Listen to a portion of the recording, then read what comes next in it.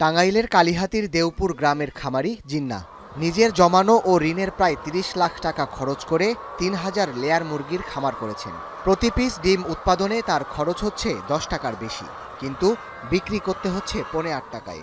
এতে দৈনিক ২৫০০ ডিম উৎপাদনে তার লোকসান প্রায় ৫,০০০ টাকা। দিন গেলে আমার ঘরে থেকে মিনিমাম ৩,০০০ টাকা লস যাইতেছে। ডিমের যে বাজার, এই বাজারে টিকে থাকা সম্ভব না। জিন্নার মতো জেলার অন্যান্য খামারিদের অবস্থাও একই। গেল রমজানের শুরু থেকে সরবরাহ বাড়া ও চাহিদা কমায় দরপতন শুরু হয়। গেল কয়েক সপ্তাহে জেলায় খামার পর্যায়ে প্রতি হালি ডিমের দাম ৪ থেকে ৫ টাকা কমে বিক্রি হচ্ছে ৩২ টাকায়। ডিমের দাম কমলেও ফিডসহ অন্যান্য জিনিসের দাম বেশি হওয়ায় প্রতি পিস ডিম উৎপাদনে লোকসান গুনতে হচ্ছে ২ থেকে ২.৫ টাকা।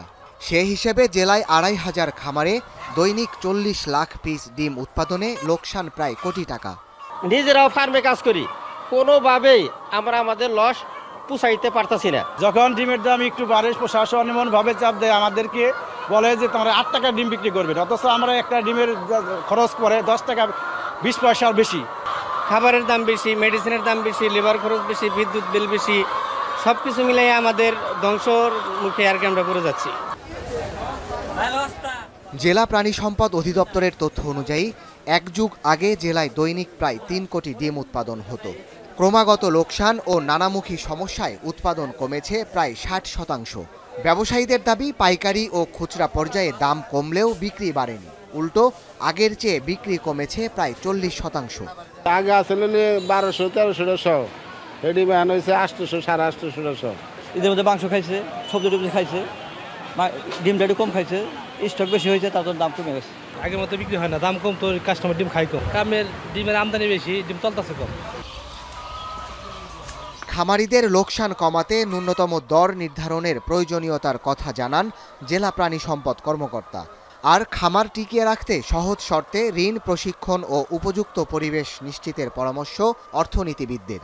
এইখানে সরকারের টেক কেয়ারিং, সরকারের সচেতনতা এবং পোলট্রি মালিক যারা, তাদেরকে প্রপার ট্রেনিং এবং তাদেরকে এই জিনিসগুলো বোঝানোর এবং দেখাশোনা করা। পোলট্রি ফার্মগুলোকে একটা প্রাতিষ্ঠানিক খাত হিসাবে ঘোষণা করে তাদেরকে আলাদাভাবে, যেমন কৃষিতে আমরা যেমন দেখি যে 1-2% বা 4% পর্যন্ত বিভিন্ন অত্যন্ত স্বল্প সুদে ঋণ দেওয়া হয়, পোলট্রি ফার্মগুলোকে সেইভাবে ঋণ দিতে হবে এবং লম্বা টাইম যাতে তারা সাস্টেন করতে পারে সেইভাবে লং টার্ম ঋণ দিতে হবে। আমরা এটা প্রস্তাব রাখছি যে ডিমের দাম নির্ধারণ করা হয়েছে, এটা বছরে একবার না করে 2 মাস অন্তর অন্তর দাম নির্ধারণ করা হয়, যাতে তারা ক্ষতিগ্রস্ত না হয়। বায়োসিকিউরিটি বা ওষুধ খরচ এগুলো কিভাবে কমায়া তারা খামারটা লাভবান করতে পারে, সেই পরামর্শ কিন্তু আমরা তাদের দিচ্ছি সবসময়। উৎপাদন খরচ ও দরপতনের বিষয়ে ইতোমধ্যেই মন্ত্রণালয়ে আলোচনা হয়েছে বলে জানিয়েছেন মৎস্য ও প্রাণী সম্পদ উপদেষ্টা। জানান, উৎপাদন ব্যয়ের প্রায় ৭০%ই ফিডে খরচ হয়, তাই এ বিষয়ে দ্রুত ব্যবস্থা নেওয়ার আশ্বাস উপদেষ্টার।